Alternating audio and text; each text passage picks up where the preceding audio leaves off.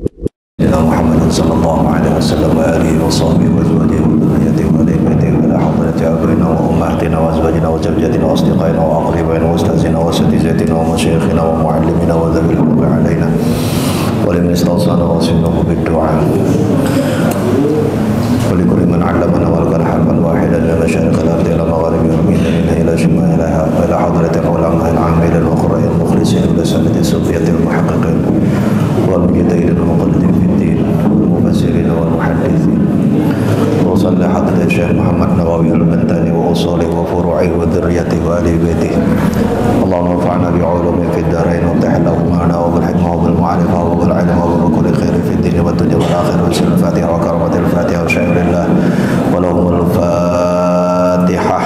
أعوذ بالله من الشيطان الرجيم بسم الله الرحمن الرحيم الحمد لله رب العالمين الرحمن الرحيم مالك يوم الدين إياك نعبد وإياك نستعين اهدنا الصراط المستقيم صراط الذين أنعمت عليهم غير المغضوب عليهم ولا الضالين آمين.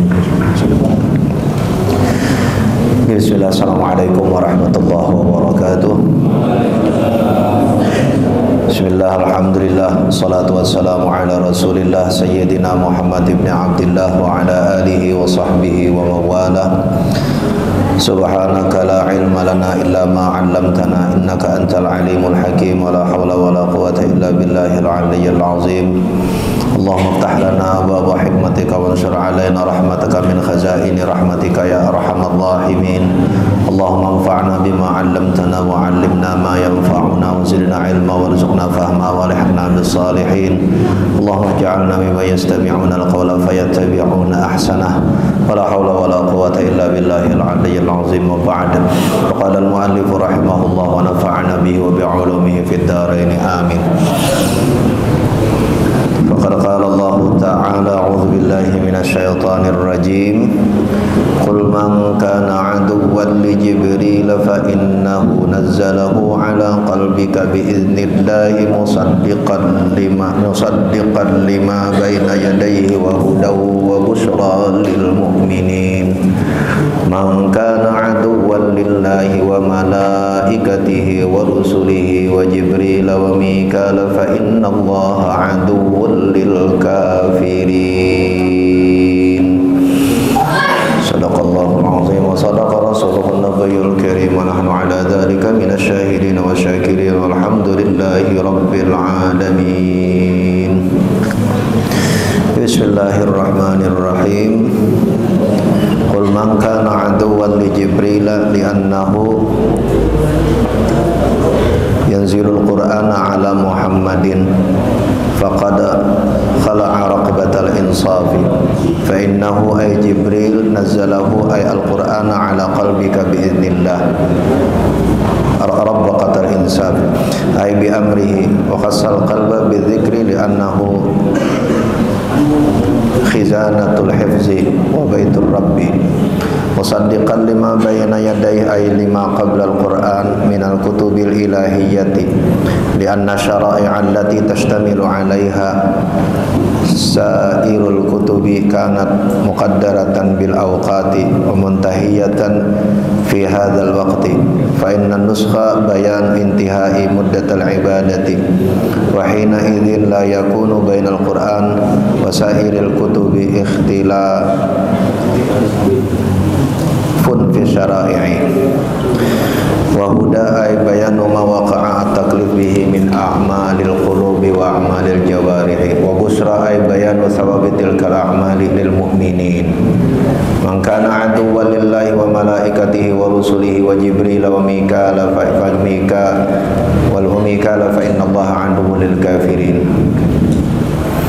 Wa qasallahu Jibril bi dzikri raddan 'ala al-yahuda fi da'wa adawatihi dhamma ilaihi Mikail li'annahu malakul rizki alladhi huwa hayatul ajsadi kama anna Jibril malakul wahyi alladhi huwa hayatul qulubi wal arwahu hayatul qulubi wal arwah وقدم جبريل لشرفه لأن العلم أشرف من الأغذية وقدم الملائكة على الرسل كما قدم الله على الجميع لأن عداوة الرسل بسبب نزول الكتب ونزولها بتنزيل الملائكة وتنزيلهم لها بأمر الله فذكر الله ومن بعده على هذا الترتيب وكما قال المؤلف رحمه الله. Ya hadratal mukarramin wal muhtaramin, para alim, para yai, para ustaz, para guru-guru agama, para sepuh bini sepuh, ibu bapak jamaah sekalian, wabil khusus Ustaz Nur, alhamdulillah syarafallah. Mugi-mugi Allah Subhanahu wa taala juga senantiasa memuliakan kita semua dan berikan kita kenikmatan yang mengantarkan kita taat kepada Allah Subhanahu wa taala. Amin ya rabbal alamin. Alhamdulillah, puji syukur kehadirat Allah Subhanahu wa taala tiada henti-hentinya. Di setiap kesempatan kita senantiasa saling mengingatkan. Mudah-mudahan dengan sebab syukur ini Allah Subhanahu wa taala bukakan kita pintu rizki, segala rizki yang halal, yang melimpah, yang mengantarkan kita kepada taat kepada Allah Subhanahu wa taala. Amin ya rabbal alamin. Salawat dan salam kita haturkan kepada junjungan kita Nabi Allah Sayyiduna Muhammad sallallahu alaihi wasallam. Mudah-mudahan Allah Subhanahu wa taala anugerahkan kita syafaat beliau di hari akhir. Amin ya rabbal alamin. Oke, bismillahirrahmanirrahim. Kita melanjutkan ke ayat 97 98. Cukup waktunya. Bismillahirrahmanirrahim. Jadi di 96 kan kemarin cerita tentang ujar Allah, kelakuan orang-orang ini jikalau mereka sampai dipanjangkan umur sekalipun tidaklah itu akan membuat mereka menjadi lebih baik. Karena apa? Karena kekufurannya, kemaksiatannya sudah meresap jauh. Jadi kemarin kita menceritakan, jadi Quran itu ketika menceritakan kekufuran itu ada dua cara. Ada pertama kekufuran yang mendarah daging, saking dalamnya sampai itu yang digambarkan Allah Subhanahu wa taala dalam Al-Qur'an, innal ladzina kafaru sawa'un 'alaihim anzartahum am lam tunzirhum la yu'minun. Mau diingatkan kayak apa juga mereka akan tetap tidak beriman. Yang dimaksud seperti ini adalah mereka yang kufur, tahu bahwa mereka kufur dengan kesadarannya, jadi dengan akalnya, tapi ketika diingatkan lalu melawan karena nafsunya. Yang dalam Al-Quran, dalam ayat yang lain Allah gambarkan itu dengan wa khaba man dassaha. Orang yang sudah tahu yang benar tetap saja tidak mau mengikuti. Tapi ada orang yang lain, kelompok yang lain juga digambarkan dengan kekufuran dalam Al-Quran. Tapi orang yang kufur karena kebodohannya atau kufur karena keadaan tertentu, tapi pada saat dia diingatkan dia bisa mendengarkan, maka sekalipun dia kufur seperti ini tidaklah masuk dalam ayat tadi. Buktinya nopo? Oh, buktinya banyak sahabat-sahabat Nabi itu dulunya adalah orang-orang yang kufur, kafir, menentang Nabi, memusuhi Nabi, tapi ketika lalu kemudian nasihat itu sampai, mereka mengikutinya. Terhadap dua perkara itu, maka yang bisa kita lakukan hanyalah berbaik sangka kepada Allah dan berbaik sangka kepada sesama makhluk. Berbaik sangka kepada Allah bahwa Allah lah pemilik segala petunjuk.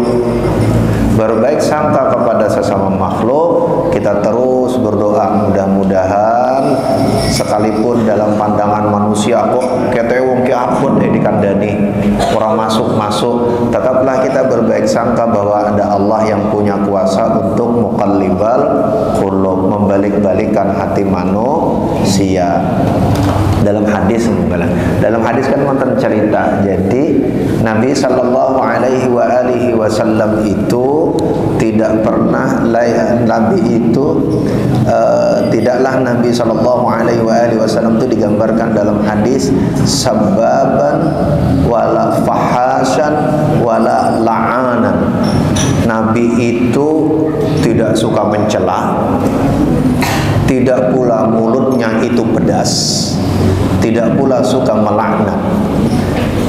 Bahkan kalaupun Nabi ketemu orang ahadin indal ma'tabah, ketemu orang yang Nabi tidak suka, kelakuannya tidak suka, yang itu kalau bahasa manusia bisa disebut, bisa dilabeli uni nakal, oh ini bodoh, oh ini bebal, oh ini ngapa mah, bisa dinamain apa saja dengan bahasa manusia.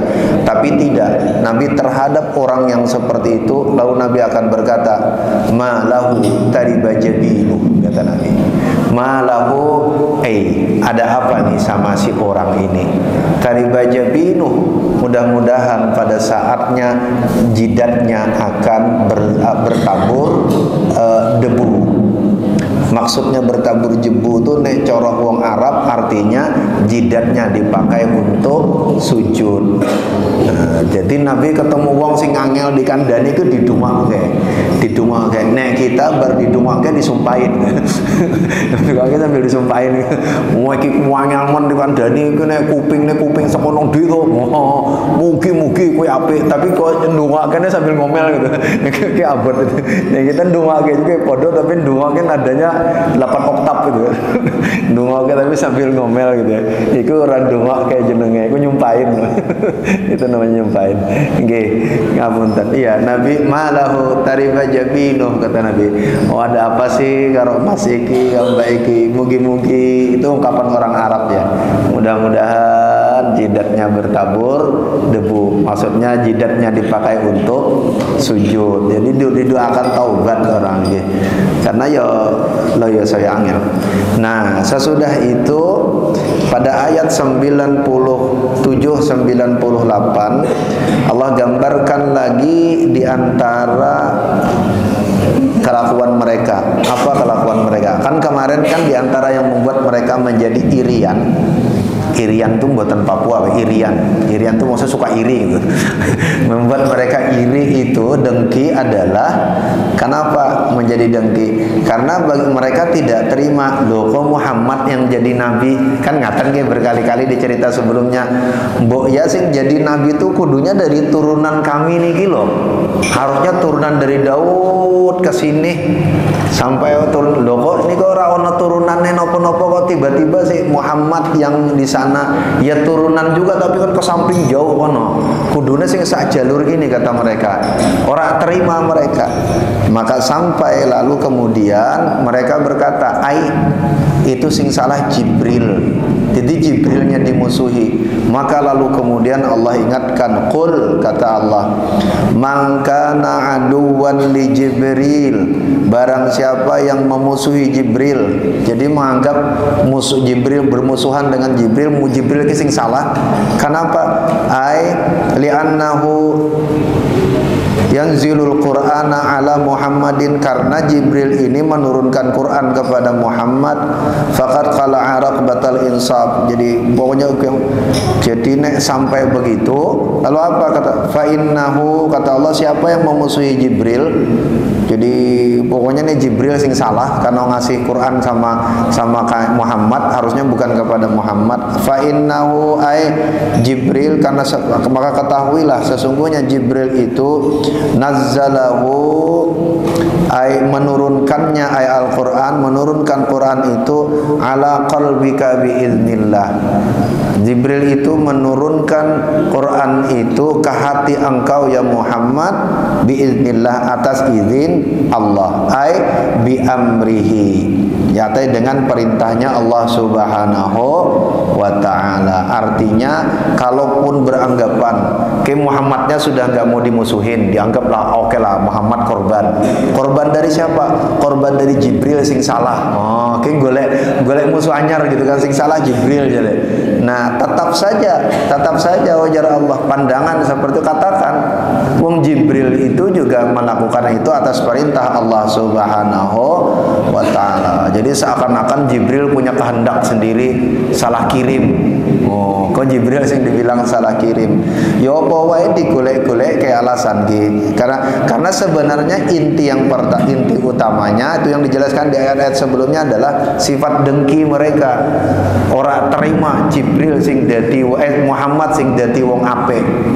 Nah, Jadi ini ono kita dalam hati ora penak, tonggo penak. Lah, ku angel ku iso kaya kelakuan niki. Lihat tonggo penak iku kok nek nyala-nyalake wong, nek kowe ku sing salah wae. Dadi ini ono hati niki pas niki bulan kayaknya kula sering membacakan pas iki bulan apa bulan Maulid niki. Bulan Maulid kan selalu kita baca laqad ja'akum rasulun min anfusikum azizun 'alaihi ma 'anittum harisun 'alaikum bil mu'minina raufur rahim. Kan nanti kapan pas ngaji Maulid Pak kalau kan nanti Pak Yai sing jelas ini. Tapi itu sering diulang-ulang. Sifat kanjeng Nabi itu ujar Allah azizun 'alaihi ma 'anittum, tidak pernah berat hatinya dengan beban yang kalian terima, kesulitan kalian. Nabi tak pernah nyaman melihat kalian dalam kesulitan. Harisun 'alaikum, tapi Nabi pengen kalian semua itu semuanya dalam kebaikan, enak terus gitu. Bil mu'minina raufur rahim, kepada sesama orang beriman beliau itu kasih sayang, menyayangi. Jadi sifat Nabi itu tak enak lihat orang susah, pengen lihat orang mudah. Jadi ini ono seneng lihat orang susah, pengen orang dapat susah. Nah itu kewalikannya sifat kanjeng Nabi. Dan ini tonggo tuku motor anyar DI sing ora isa turu. Kulo sering ngasih contoh niki contoh guyon. Guyon tapi serius loh. Boleh tonggo naik ke atap rumah DI sing darahnya naik. Padahal atap rumah tonggo sing naik, darah DI sing melu naik gitu kan, kok piye maksud. Jadi nek sing naik itu atapnya tonggo, sing keluar duit tonggo, tapi sing keluar duit mergo tensi naik iku DI. Wah, masyaallah. Naudzubillah. Nggih kenapa? Karena jadi cerita ngaji kita itu nek panjenengan sering perhatikan, kalau sering ngambil contoh cerita ngaji itu pakai contoh bertetangga, karena tanpa sadar sering gangguan terbesar kita terhadap iman kita itu bukan dari tetangga, tapi dari cara kita bertetangga. Niku banyak ayat, banyak hadisnya yang diingatkan oleh Nabi tentang itu. Karena kok cerita bertetangga ku macam-macam. Bisa jadi kita baik di kantor, baik di jalan, baik di tempat lain. Tapi karo tonggo ora pernah tegur-teguran. Karo tonggo gelut terus. Bisa jadi penghalang sesuk di hari akhir. Nauzubillahi min dzalik. Ya bismillahirrahmanirrahim. Nah nggih. Jadi ke Mary karo Jibril karo Kanjeng Nabi iri kepada Kanjeng Nabi, tapi sing disalah-salah ke Jibril karena mencari sasaran selak. Nah, wa khussal qalbu bidzikri, dikhususkan, atau wa khussal qalbu, dan khususlah kalbu, bisa wa khussal qalbu bidzikri, khusus disebutkan di sini hati, ala qalbika biiznillah. Kan gitu kan, jadi sesungguhnya Jibril itu menurunkan Quran di hati engkau. Jadi ayatnya menggunakan qalbika, hati, di hati engkau. Jadi padahal nek kita membayangkan orang dapat petunjuk itu kan bisa jadi di sini kan. Oh ya, kita kan nek kita misalnya nyari sesuatu, berpikir dapat petunjuk tuh dalam pikiran. Karena ingat kan, oh iya, kayak kita golek kunci ora ketemu-ketemu, bar niku wudu, bawa sholat, baru takbir langsung kelingan. Oh, ning kono ya. Ah, kan di sini. Tuh simpannya tuh di sini, tuh di sini. Engkau bar sholat lali meneh gitu kan. Makanya pas takbir kelingan langsung stop sholatnya, ben segera dicupuk kuncinya. Jadi ngomongnya takut lali meneh ngenteni serampung sholat. Nggih, kita nek mendapatkan petunjuk sesuatu itu kan di kepala, pikiran kita. Maksud kita di pikiran. Tapi ujar Allah, ujar Imam Nawawi di ayat ini khussal qalb bidzikr. Allah menyebut secara khusus Jibril itu menurunkan ayat Quran ke hati. Kenapa disebut hati itu? Li'annahu khizanatul hifzi wa baitur rabbi. Karena hati hati itu ujar Imam Nawawi khizanatul hifzi. Hati itulah tempatnya, lemarinya, almari, tempat menyimpannya hafalan. Nah, ini kayak anak-anak, adik-adik yang ngapal Quran. Hafalan kita itu, Quran kita itu kan bisa jadi di pikiran kita ingatkan, tetapi dia melekat ketika kita jaga pakai hati. Napa maksudnya jaga pakai hati itu? Makanya lalu kemudian bersama dengan Quran kita, dia tidak hanya cukup di mulut. Quran kita itu kita jaga pakai adab, kita jaga pakai akhlak, kita jaga pakai niat, semata-mata harap ridhonya Allah Subhanahu wa ta'ala. Karena yang kita hafal ini kalam Tuhan, bukan kalam manusia. Maka Gusti Allah yang punya kuasa mencabut dan menanamkannya di dalam hati kita. Nah, karena ujar Imam Nawawi, hati itu khizanatul hifzi. Itu tempat hafalan itu di khizanah itu almari. Otak kayak lemari. Jadi tempat di mana hafalan itu tersimpan. Jadi bukan di sini. Ketika dia tersimpan di sini, dia bisa hilang kapan saja. Ketika dia tersimpan di sini, dia bisa jadi sabab kesombongan. Ketika dia tersimpan di sini, bisa jadi sabab orang mencari kenikmatan dunia dengannya. Tapi ketika tersimpan di sini, dada tuh maksudnya per hati, bukan tidak mesti harus tempat. Tapi ketika tersimpan dalam hati, maka Quran itu menjadi sabab orang menjadi lemah lembut, menjadi sabab orang menjadi tawadhu, jadi khudu, menjadi sabab orang menjadi ikhlas. Karena wong sing jaga nih Quran niku dijaga oleh Allah Subhanahu wa ta'ala. Amin ya rabbal alamin. Yang kedua ujar wa baitur rabbi, ujar Imam Nawawi. Hati itu juga rumahnya Allah. Jadi makanya ketika satu ketika Nabi ditanya oleh sahabat, lalu menjelaskan, ujar Nabi, at-taqwa hahuna fa asyara bi sadrihi thalathan. Jadi Nabi menunjuk 3 kali, takwa itu di sini, kata Nabi. Untuk bilang apa? Takwa itu adanya di dalam hati, jadi bukan dalam pikiran. Jadi orang misalnya begini, baik buruk itu kan kita bedakan dari pikiran kita. Kita tahu ini baik, ini buruk. Tetapi yang membuat kita bisa mengikut yang baik, menjauh yang buruk itu adalah hati kita. Jadi nopo salat ini salat. Kita bisa membedakan mana baik buruk. Berpakaianlah kita pakaian yang baik. Kita bisa membedakan dengan akal kita mana pakaian yang bisa menutup aurat. Kita ambillah pakaian itu menutup aurat gitu. Menutup aurat. Kulo biasa guyon ke ibu-ibu nggih ngapunten nggih. Kulo biasanya titip kali istri kulo nek ngaji.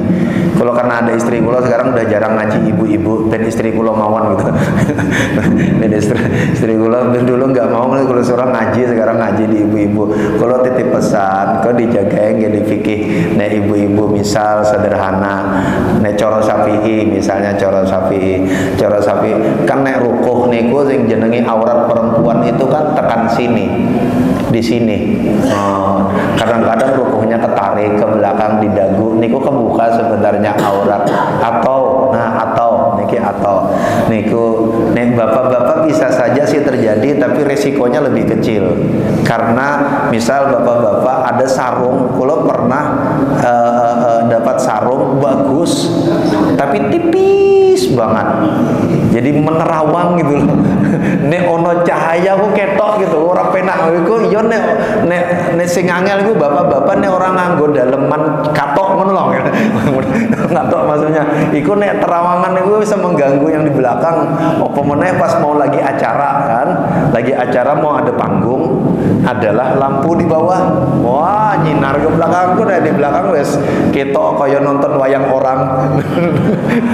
Nonton wayang orang, Masya Allah. Sami kali ibu-ibu juga wonten nggih Bu, nek rukuh niku kula pernah nemune istri kula jawil, "Ngop Abah kok lihat mboten Abah lihat ngitung fikihnya orang melototin tuh bilang kayak ono rukuh ape banget ape, saking api nih bahannya kadang-kadang terlalu tipis sebagai terawangan. Mungkin secara fikih tidak serta-merta itu batal, tidak serta-merta ketolak, tetapi adabnya jadi ora penak gitu, ora penak. Nah, tapi bukan itu yang kula mau cerita, membedakan takwa dalam pikiran dan di dalam hati tadi.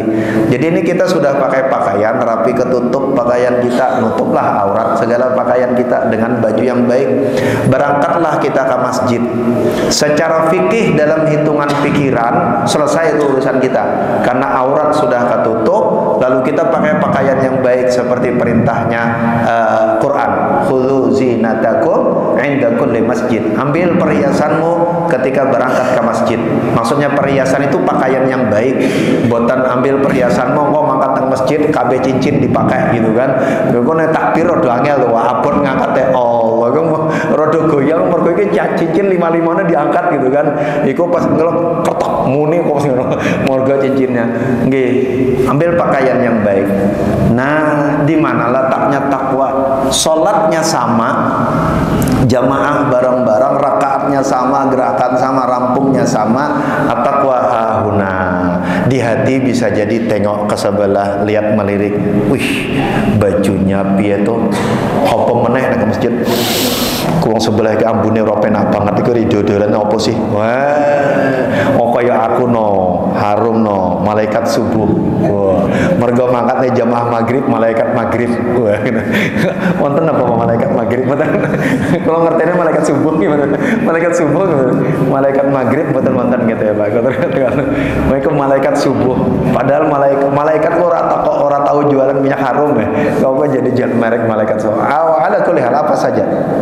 Melihatlah ke orang, mulai membanding pakaian kita yang semula untuk menutup aurat kita, maka dia bisa menjadi sabab rusaknya ibadah kita. Kenapa? Pakaianku apik, rapi. Kata-katanya bisa apa saja, tapi muncullah di dalam hati rasa salatku luwih apik daripada iki, pakaianku lebih rapi. Iki sarungnya kita ora tahu disetrika. Wah, sarung wong dilatih apa meneh sing sarung salat di belakang mentelengi mereknya Atlas. Niki Atlas sarung nopo Atlas dunia. Atlas dunia mergo bulan ya macam-macam lah. Napa wae merek iki direkam ya ngapunten nggak boleh nyebut merek ya, Pak. Nggak boleh nyebut merek. Minat tadi bagian mereknya dikit. Bagian merek orang kena nyebut merek ya ngapunten. Nggih. Tapi ala kulli hal. Nah, makanya disebut di hati. Pikiran kita bisa memenuhi agama, bisa. Pikiran kita tuh bisa memenuhi agama. Pakaian memilih mana yang baik, itu kan pikiran kita yang menentukan. Tapi ujar Nabi at-taqwa hahuna. Apa yang dihasilkan oleh pikiran kita itu juga harus diatur oleh hati kita. Untuk apa? Untuk menjaga ketundukan. Makanya ujar Imam Nawawi, selain khizanatul hifzi, dia juga baitur rabb. Baitur Rabb, situ rumahnya Allah. Makanya digambarkan Jibril ketika menyampaikan wahyu itu, nazzalahu ala qalbika biiznillah. Jadi diturunkan dengan izinnya Allah Subhanahu wa taala. Fa innahu musaddiqan lima baina yadayhi. Quran yang diturunkan ini musaddiqan lima baina yadayhi, dia membenarkan segala apa yang terdahulu lima qablal Quran minal kutubil ilahiyyati. Dia membenarkan, artinya apa? Artinya maksudnya kalau mereka, kan sudah sering kemarin diceritakan bahwa kalau mereka percaya Taurat dan Injil sebelum Quran, nah Quran ini musaddiqan lima baina yadayhi. Quran ini membenarkan yang itu, Taurat dan Injil. Tidak ada yang disalahkan oleh Al-Quran. Ada guyonan para yai kan, karena di dalam Injil disebutkanlah secara eksplisit yang disembelih Ibrahim itu adalah Ishak. Dalam Quran tidak disebut secara eksplisit nama Ismail yang disembelih gitu kan, tapi anaknya falamma balagha ma'ahu sa'ya qala ya bunayya inni ara fil manam anni azbahuka fanzur madza tara. anak, disebut anaknya Ibrahim. Jadi siapa anak Ibrahim ini? Sebagian ada yang mengikut tafsiran bahwa itu Ishak, sebagian ulama lain menafsiri dia adalah Ismail. Ketika ditanya, kalau gitu yang benar yang mana? Dua-duanya nggak penting. Kenapa? Jadi yang mana yang disembelih? Enggak, dua-duanya yang disembelih kambing kok. Karena disembelih kambing kan akhirnya.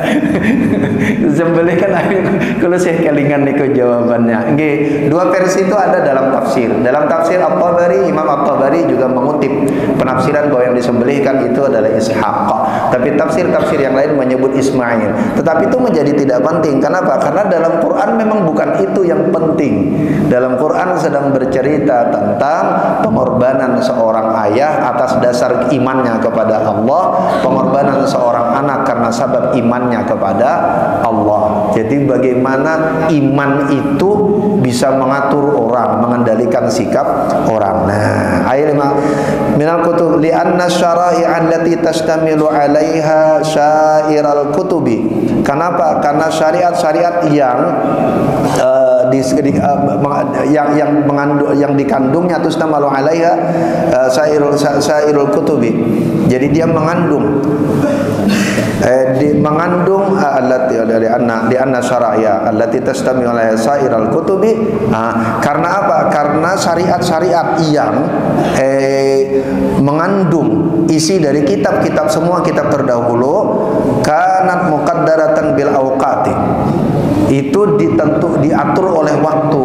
Maksudnya syariat Taurat berhenti dengan datangnya Injil kepada umatnya Nabiullah Musa. Syariatnya Injil kepada umatnya Nabiullah Isa. Syariatnya Daud kepada umatnya Nabiullah Daud. Jadi syariat kitab terdahulu itu mengikut kepada, ada batasan waktunya. Wa muntahiyatan fi hadzal waqt, dan sudah berakhir pada masa ini. Jadi masuk masanya Kanjeng Nabi Sayyiduna Muhammad, itu kan syariatnya Nabiullah Musa sudah selesai karena umatnya sudah tak ada. Walaupun kitabnya mereka katakan pernah diturunkan kepada mereka, terus begitu. Masing-masing nabi itu syariatnya mengikut pada waktu tertentu. Pas masa nabi sudah tidak lagi. Fa innan nuskha bayanun intihau muddatil ibadati. Jadi kehapusan itu menjelaskan tentang intihau muddatil ibadati. Jadi berakhirnya masa ibadahnya. Wa hina idzin la yakunu bainal Qur'an wa sa'il kutub ikhtilafun fi syar'i.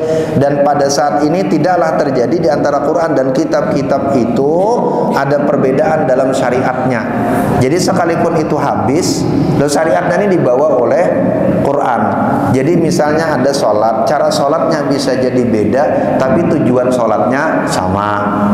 Puasa di situ ada, di sini ada di masa Nabi. Cara puasanya dalam beberapa hal bisa jadi berbeda, dalam beberapa, tetapi tujuan puasa saja merujuk kepada hal yang sama. Nah, kalau tuliskan wahudan ay bayanun ma waqa'a bayanu ma waqa'at taklif bihi min a'ma lil qulubi wa a'malil jawarih.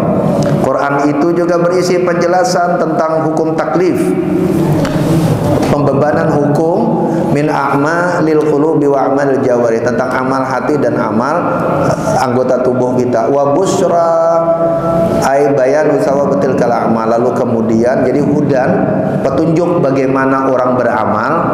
Busra itu adalah penjelasan tentang balasan kebaikan dari amal itu lil mukminin, kepada orang-orang yang beriman. Jadi pendeknya ayat ini ingin menjelaskan begini. Kita ayat semuanya minggu depan soal lagi. Ayat ini ingin menjelaskan bahwa ujar Allah, kalaupun mereka mencari-cari alasan untuk menolak Quran, mencari-cari alasan dengan cara mencari musuh yang lain, yakni Jibril, tetapi itu tidak cukup. Kenapa? Karena kalau mereka percaya Taurat, apa yang mereka percaya dalam Taurat itu ada di Quran. Kalau mereka percaya pada Injil, apa yang mereka percaya pada Injil ada dalam Quran. Dan sama Di situ ada petunjuk bagaimana beramal, di situ aja gak ada penjelasan tentang balasan dari amal. Apakah itu tidak cukup? Nah, bahasa sederhananya. Artinya secara sederhana Allah ingin mengingatkan kepada kita nih amal kita. Jadi itu kenapa sebab bagi kita orang Islam membaca Quran hudan dan busra, kita lalu kemudian memerlukan tafsir. Kenapa? Karena bisa jadi ayat-ayatnya singkat-singkat. Kalau sering ingatkan tentang sifat mubham gitu. Sifat mubham dari ayat Quran. Quran itu umum saja menyebut kadang-kadang, tapi bagaimana detailnya kita membutuhkan penafsiran. Demikian pula yang terjadi ketika orang Nasrani, Yahudi menolak Quran pada saat itu karena mereka merasa Quran itu umum sekali. Di tempat kami sudah detail, ikut saja kami. Tetapi ada Nabi sallallahu alaihi wasallam yang menjadi al-mufassir al-awwal. Lalu Nabi jelaskan, kau salah memahami. Kalau begini pemahamannya, sebenarnya apa yang kau maksud itu ada. Kau bilang di sini tak tahu tentang Nabi terdahulu. Ini ada ceritanya, ini penjelasannya dan seterusnya. Wallahu a'lam bissawab. Mugi-mugi manfaat barokah. Nanti minggu depan mudah-mudahan sambungannya di 98 sebenarnya masih cerita tentang permusuhan dengan para malaikat. Jadi minggu depan sambungan ayat selanjutnya itu musuhi Jibril, musuhi Mikail. Banyak lagi musuhnya. Ki ayat saki baru sak biji musuhnya. Jadi kayak sinetron itu minggu depan tambah seru itu. Kayak sinetron itu karena musuhnya tambah akeh. Tambah akeh. Ayat selanjutnya kok tambah akeh musuhnya. Tekan 3, tekan 4 gitu. Mugi-mugi manfaat barokah buat kita semuanya. Jadi ilmu yang membaikkan, melembutkan hati kita untuk ibadah kepada Allah Subhanahu wa taala, membaikkan hubungan kita dengan sesama makhluk. Ngapunten seperti biasa kita hanya bisa sampai pada berdoa memohon kepada Allah, wabil khusus kepada saudara-saudara kita di Gaza. Mudah-mudahan Allah Subhanahu wa taala ringankan dan segera angkat beban mereka. Allah ijabah doa kita dengan kuasa dan kehendaknya Allah Subhanahu wa taala. Bagi mereka yang sedang menzalimi, mudah-mudahan Allah Subhanahu wa taala berikan jalan, bukakan jalan untuk menegah tangan dan hati mereka dari kezaliman yang terus-menerus, dan mudah-mudahan apa yang terjadi menjadi sabab mereka semuanya, saudara-saudara kita di Gaza, untuk mendapatkan kemuliaan dari Allah di dunia dan di akhirat. Bismillahirrahmanirrahim. Nabi wa ali Nabi wa bismillahil Fatihah. A'udzu billahi minasyaitonir rajim. Bismillahirrahmanirrahim. Alhamdulillahirabbil alamin. Arrahmanir rahim. Maliki yaumiddin. Iyyaka na'budu wa iyyaka nasta'in. Ihdinas siratal mustaqim. Siratal ladzina an'amta 'alaihim ghairil maghdubi 'alaihim waladdallin. Amin. Monggo sesamaan kita tutup dengan baca surah Al-Asr dan dua kifaratul majlis. Bismillahirrahmanirrahim. Wal 'asri innal insana lafi khusrin illa alladzina amanu wa 'amilus solihati wa tawassaw bil haqqi wa tawassaw bis sabr. Subhanakallahumma wa bihamdika asyhadu an la ilaha illa anta astaghfiruka wa atubu ilaik. Walhamdulillahirabbil alamin. Wallahu a'lam bis-shawab. Salah khilaf kalau mohon maaf. Assalamualaikum warahmatullahi wabarakatuh.